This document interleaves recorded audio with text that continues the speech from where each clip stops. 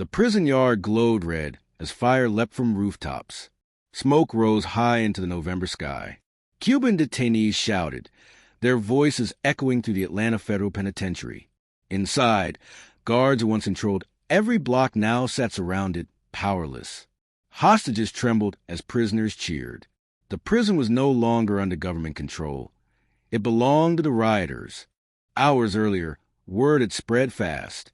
The U.S. government had signed an agreement with Cuba to deport hundreds of detainees.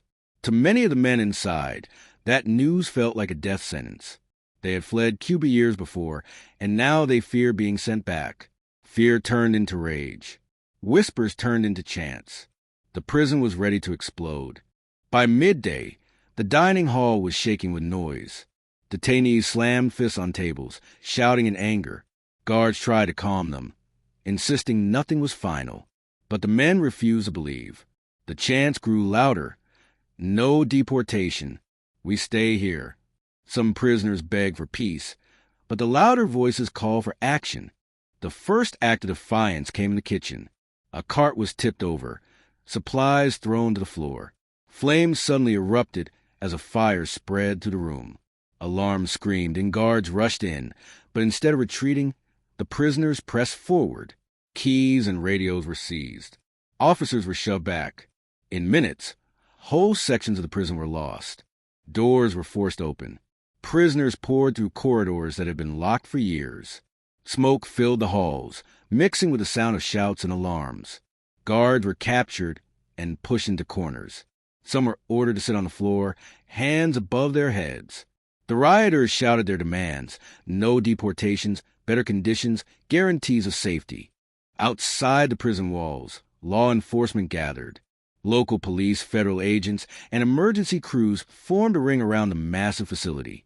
But they did not storm in. They couldn't. With guards being held hostage, one wrong move could spark disaster. News crews rushed to the gates, cameras rolling as families of prison staff wept and begged for answers. By late afternoon, the detainees hung banners from the roof. Bed sheets and clothing became flags of defiance. Smoke curled from broken windows, carrying the smell of fire across Atlanta.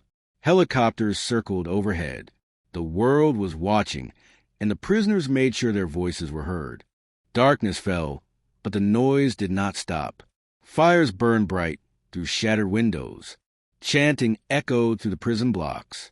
Negotiators shouted through bullhorns, offering talks, but the detainees shouted back, "No deportation." Inside, hostages sat trembling, listening to the chaos. Their fate hung by a thread. Suddenly, another blast ripped through the prison. The laundry building went up in flames, lighting the sky in orange. Prisoners cheered and raised their fists. Outside, officers gripped their rifles tighter. They knew the riot was spreading fast, and they still couldn't move. The night grew darker, and the danger climbed higher. Word spread that the prisoners were preparing to march the hostages onto the roof. Families outside cried out in fear. Officers on the ground braced themselves. The prison had become a fortress of chaos, and the world held its breath. What would happen if the hostages were brought out into the open? The moon hung above Atlanta Federal Penitentiary, glowing faintly through the thick smoke. Outside the walls, floodlights swept across the yard. Officers, state troopers, and FBI agents stood by their vehicles, radios crackling with nervous voices.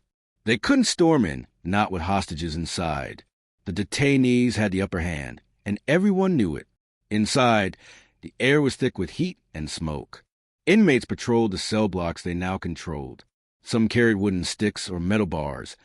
Others simply shouted orders to keep others calm. At the far end of the corridor, several guards sat on the floor, their faces pale but alive. Every noise made them jump. The sound of footsteps echoed like thunder in the halls. Near midnight, a group of inmates climbed to the roof. They waved sheets painted with black letters, messages to the world. "We want safety," one banner read. Another said, "No deportation." Television cameras zoomed in from below, broadcasting the images nationwide. The country woke up to see Atlanta burning on the news. Helicopters circled above the prison, their spotlights cutting through the smoke. Reporters shouted into microphones. Families of guards stood behind barricades, holding each other and praying. The world was watching, but no one knew how this would end. By morning, officials in Washington, D.C. were awake and alarmed. The Justice Department held emergency meetings. The Bureau of Prisons ordered negotiators to Atlanta. A helicopter carrying federal agents landed just outside the prison gates, kicking up dust and smoke. The plan was clear: talk first, act later. Any wrong move could cost lives. Negotiators shouted through bullhorns, asking to speak with the detainees' leaders.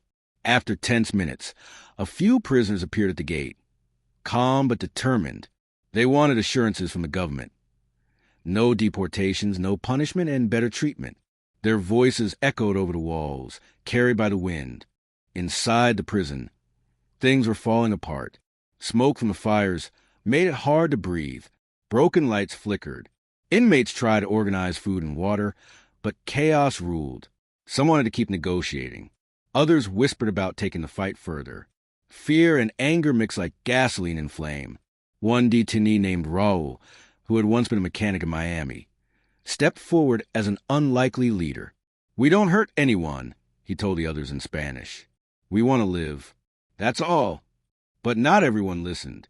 The longer the standoff lasted, the more desperate the men became. Outside, federal agents worked nonstop. They studied maps of the prison, marking the areas still under control. Helicopters hovered low, their rotors slicing the air. Loudspeakers crackled as officials begged the inmates to release the hostages. Meanwhile, inside, prisoners gathered around makeshift fires, their faces lit orange by the glow. They talked about home, about Cuba, about the promises that never came true. Some cried quietly, knowing this might end badly. Others shouted to sky, determined not to surrender. After 3 days, the yard was quiet for the first time. Negotiators managed to get food and water delivered through the gates. Hostages were given medical care. Small groups of inmates gathered, listening to news on smuggled radios. The government was considering reviewing the deportation list. There was a glimmer of hope, but hope was fragile. One wrong rumor could destroy everything. Late on the 4th day, gunshots echoed in the distance. No one knew who fired.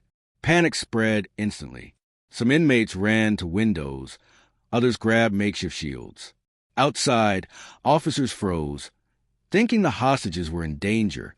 Inside, tension snapped like a wire. Smoke filled another wing as prisoners set more fires to block officers from entering. Flames climbed the walls, casting long shadows that danced like ghosts. Radios crackled with confused messages. The riot that had seemed to calm was raging again. By morning, negotiators made progress. A deal was offered.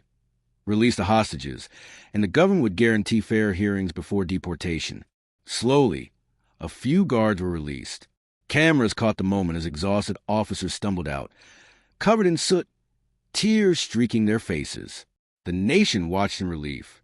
But not everyone inside agreed. A smaller group of detainees refused to stop.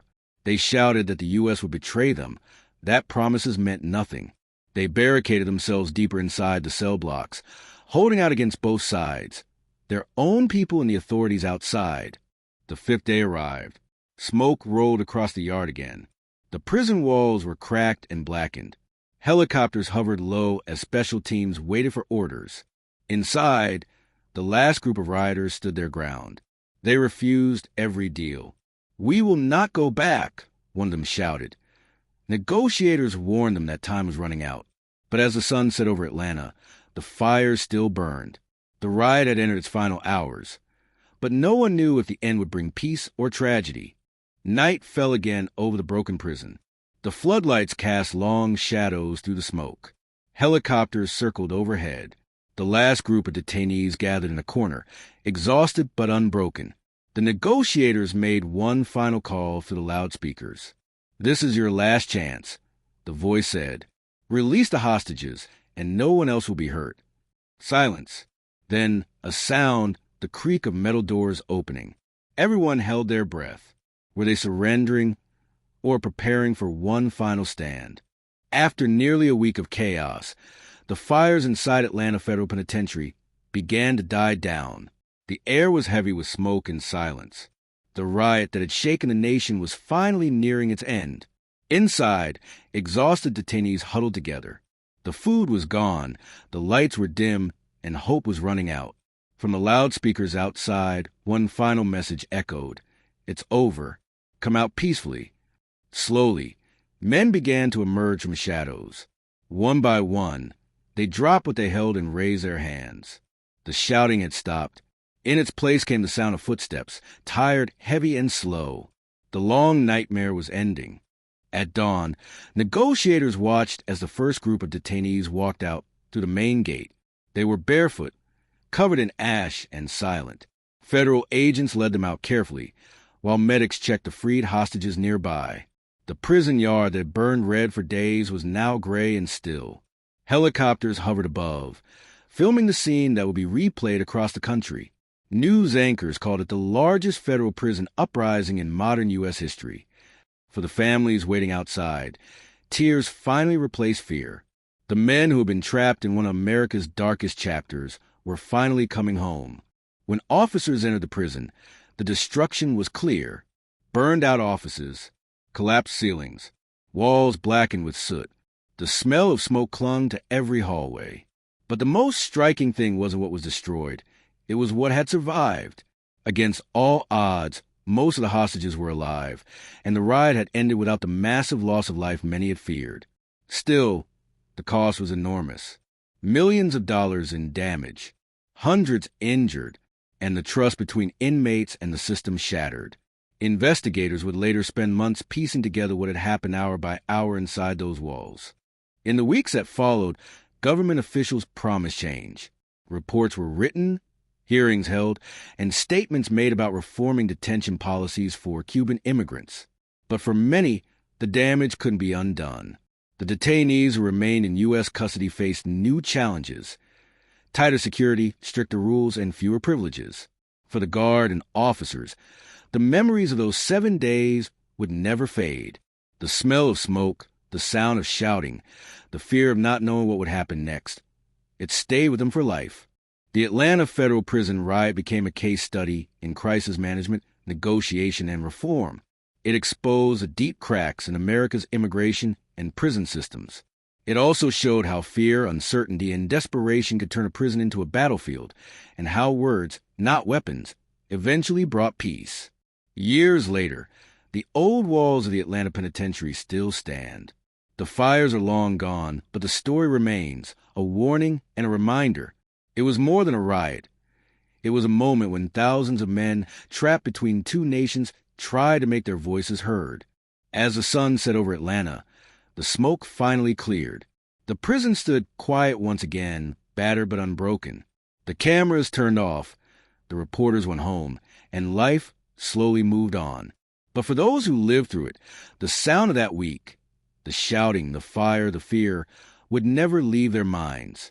The Atlanta Federal Prison Riot of 1987 ended without another shot fired, but left behind a question that still echoes today. What happens when a system built to hold people finally breaks under its own weight?